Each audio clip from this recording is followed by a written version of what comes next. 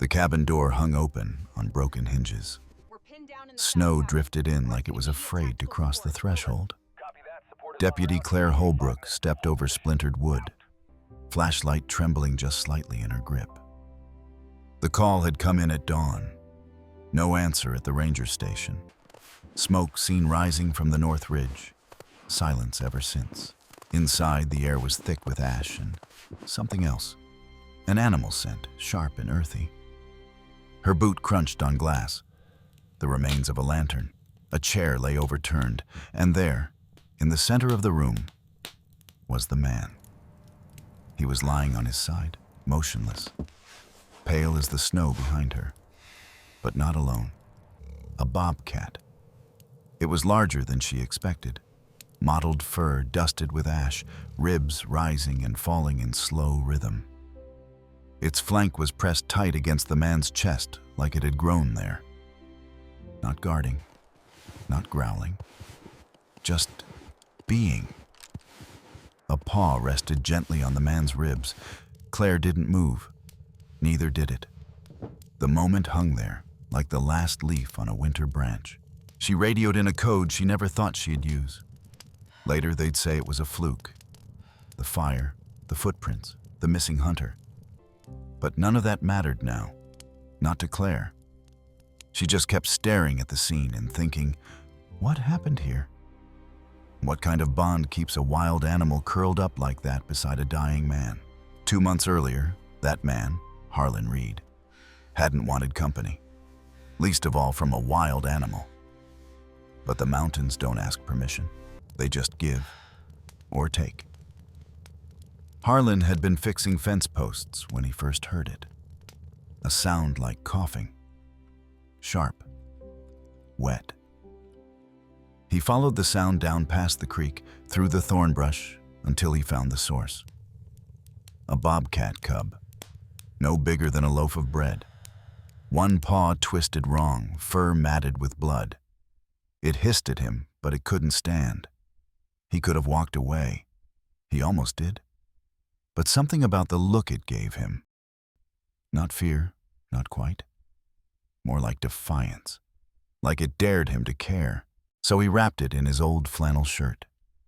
The one his wife used to steal when she was cold. The one that still smelled faintly of wood smoke and rosemary. And he took it home. He didn't name it. Didn't talk to it. Just left out water, ground venison, and laid the shirt in the corner near the stove. Said nothing when it limped closer each day, just nodded when it curled on that shirt like it had always belonged there. The snow came early that year, and with it, the silence, except for the sound of breathing. One man, one bobcat, and the mountain holding its breath. By the third week, the cub had grown stronger. Its limp faded. The wild in its eyes didn't. It still wouldn't let him touch it. But it started to follow him, quietly. At first, only from the porch to the woodpile, then to the creek. Once, it shadowed him all the way to the ridge where the elk bones lay scattered under the snow. Harlan never turned around, never called it closer. But he started talking, not to it, just out loud, like it helped to hear something human in the air. I used to come up here with my dad, he said once, splitting logs, before the mines shut down, before people started calling it the Ghost Pass. The bobcat sat near the stump, ears twitching, watching. I stayed after Ma got sick. Never liked crowds much anyway. Too many voices, too many questions. The bobcat blinked. Slow. It started curling up by the stove again, always on the shirt. Never touched the bedding, never made a sound at night. One morning, Harlan found a field mouse on the porch, perfectly intact, like an offering. Another day, a hawk feather placed at the door. He left both untouched. Didn't want to break whatever quiet language they were building. But the quiet didn't last. It was at the feed store in town where the first whispers started. Saw tracks up by the Dalton place, a rancher said. Too big for a lynx, too fresh for a coyote. Could be one of those cats from up north, someone else muttered. Could be trouble. Harlan kept his eyes on the shelves, bought nails, salt, extra lamp oil. That night, he sat on the porch longer than usual.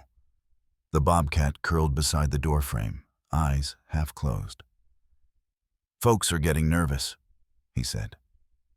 They smell fear better than you do. The bobcat didn't move. If I were smarter, I'd send you off. Let you find your own way, now that you're strong. A soft grunt. The bobcat stood, stretched, then rested its head gently on the toe of his boot. And for the first time, Harlan reached out. Let his fingers rest for just a second on the back of its neck, warm, solid, real. He didn't speak after that, didn't need to. 3 days later, the Dalton family's dog went missing. Then their goat. Found torn open near the edge of the ravine. The rumors turned to rage. A meeting was called at the old firehouse. It's that bobcat, someone said. Reed's been feeding it. My son saw it near the trailhead last week. He lives too close to town, another added. What happens when it runs out of deer? Claire Holbrook, off duty that night, watched from the back of the room. She knew Harlan. Not well, but enough. He wasn't cruel. Just separate. Still, fear doesn't ask for proof. A petition passed. If the cat was seen again, it would be taken out. Harlan heard about it from the gas clerk 2 days later. That evening, he didn't chop wood, didn't eat. Just sat with his rifle across his lap, watching the tree line. The bobcat didn't come that night, nor the next. On the third day, snow fell. Harlan left the shirt on the porch, folded, dry, his scent still on it. When he stepped back inside, his chest felt heavier than the mountain itself. He didn't sleep. And then, just before dawn, a sound. A low growl. Not hostile, familiar. He opened the door. There it was. The shirt had been pulled off the porch, dragged a few feet into the snow. The bobcat sat beside it, eyes shining like lanterns in the dark. But something was wrong. Blood on its fur, not its own. It limped forward, slower than before, and laid down at his feet. Harlan didn't speak, just knelt. And that's when he saw the collar in its mouth. Torn, leather, faded letters that once spelled Bentley, the name of the Dalton dog.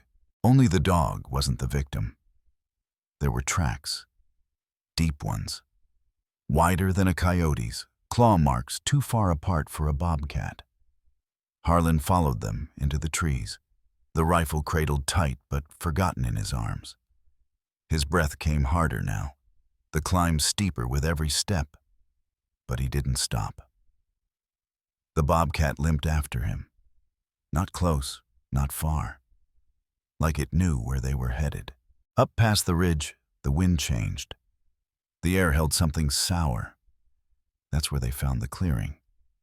Blood, tufts of fur, a canvas pack, torn open, boot prints, human, drag marks in the snow, a broken tree limb hung overhead like a snapped antler.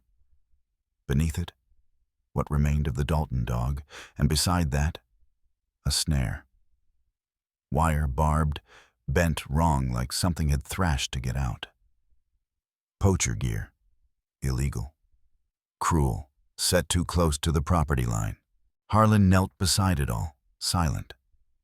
The bobcat walked forward, sniffed the metal, then sat.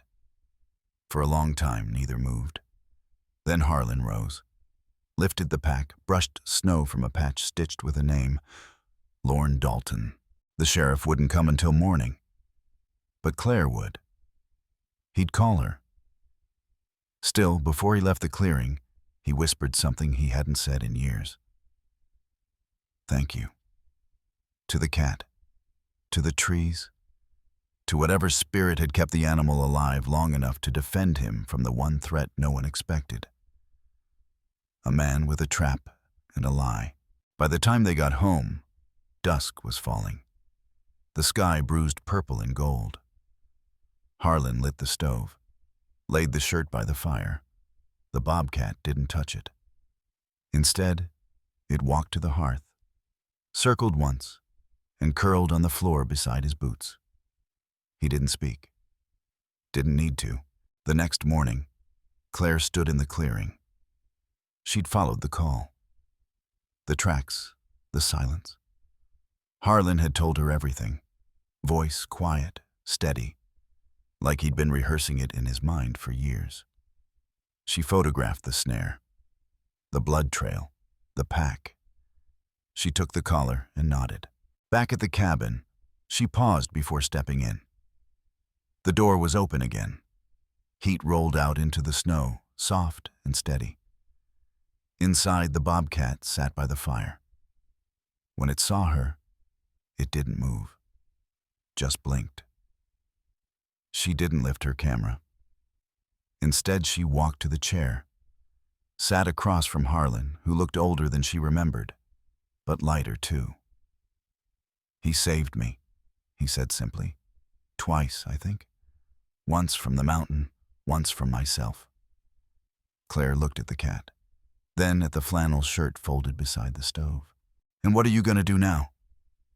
He glanced at the window, where snowfall was starting again, soft and slow. Same thing as always. Wake up. Listen. Keep breathing. She nodded, wrote something in her notebook, then she stood. You let me know if anyone comes sniffing around, the kind who don't care about the truth. He nodded. I will. She hesitated, then turned to the bobcat. Take care of him. It blinked again, one slow, deliberate blink. She left the door open behind her. Winter stretched on like a held breath. The mountain roads iced over. Mail came twice a month, if that. Harlan didn't mind, didn't need much. The stove burned hot, and the bobcat rarely left his side. Some days, it would disappear into the trees. He let it. Always came back before dark, paws dusted in frost, eyes bright with whatever mysteries it carried back. Once, it returned with a rabbit, not torn apart but whole, laid it on the porch and waited. He cooked it, shared it. They ate in silence. No one came up the trail, not after word got around. Claire had filed her report, called it a territorial incident. Unconfirmed poacher. No formal charges. But folks understood. The Dalton boy left town, quietly. Took a job 2 counties over. One night, a windstorm knocked down 2 trees across the path. Harlan woke to a thud on the porch. Opened the door to find the bobcat pacing, agitated. He stepped outside, flashlight cutting into the dark. The wind howled, the air thick with ice. A whimper. Low, human. He followed it, down past the creek, toward the old ranger post. What he found stopped his breath. A woman, mid-30s, hiking gear soaked, ankle twisted, skin blue with cold. She must have been trying to make it to the highway. Wrong turn, wrong storm. He carried her back. The bobcat led the way. They stayed up through the night, taking turns warming her with blankets, fire, soup. By dawn, her eyes fluttered open. You live here? She asked, voice cracked. Harlan nodded. Been here a while. Her gaze shifted, saw the bobcat curled beside the stove. Is that real? He smiled for the first time in weeks. As real as it gets. The woman's name was Sarah. She stayed for 3 days, just long enough for the weather to clear and a snowcat to make it up the trail. Harlan walked her to the edge of the clearing, pack slung over his shoulder, Bobcat watching from the porch. She turned before stepping into the machine. "You saved me," she said. He shook his head. "Wasn't me." She smiled, eyes on the animal. "You both did." The moment lingered. Then she was gone. Spring came slow. But it came. The snow melted in clumps. Birds returned to the trees. The mountains exhaled. Harlan worked the soil, planted again, repaired the fence. One morning the bobcat didn't return from its walk. Not that day, not the next. He searched, called out, left the shirt on the porch. Days passed, a week. Then, one afternoon, a sound by the tree line. Soft, rhythmic. He looked up. 2 bobcats. The second, smaller, awkward on its feet, eyes wide with curiosity. The first stepped forward, slow and calm. Stopped at the edge of the porch, waited. Harlan didn't move. Didn't need to. It padded forward, placed something at his feet. An old, faded collar. Bentley. Then it turned, brushed its body against his leg one last time, and disappeared into the woods, the smaller one bounding clumsily after. He stood there until dusk, the collar in his hand, the porch empty again. Except for the sound of birdsong. The months passed like wind through pine. Letters came from Sarah, typed on a dusty old machine. She'd moved to Asheville, started working with the Park Service, sent updates, small ones. Weather, wildlife, dreams. Harlan read them all, every one. Sometimes, he wrote back, short lines, fewer than he meant. Then, one day, a knock, not a ranger, not a hunter. Sarah. Her parka a shade darker, her smile the same. "I was driving north," she said. "Thought maybe I'd stop, just for a minute." She stepped inside without waiting. The stove was already lit. The flannel shirt still folded by the hearth. "He come back lately?" she asked. Harlan shook his head. "Not since spring." She sat, looked around, eyes resting on every detail like it was a photograph. Then a sound. Outside. Familiar. Both turned. There, at the edge of the trees, 3 bobcats, the old one in front. Proud. Still. Behind it, 2 younger ones, shadows in motion. They didn't come closer, just watched. Sarah leaned in, whispered, "They remember." Harlan nodded. "So do I." They stood at the window until the bobcats turned, melted back into the trees. Night fell gentle and slow. No words were needed, only the sound of the fire and the breathing of 2 people who had both been saved in ways no one would ever believe, except the mountain and the wild.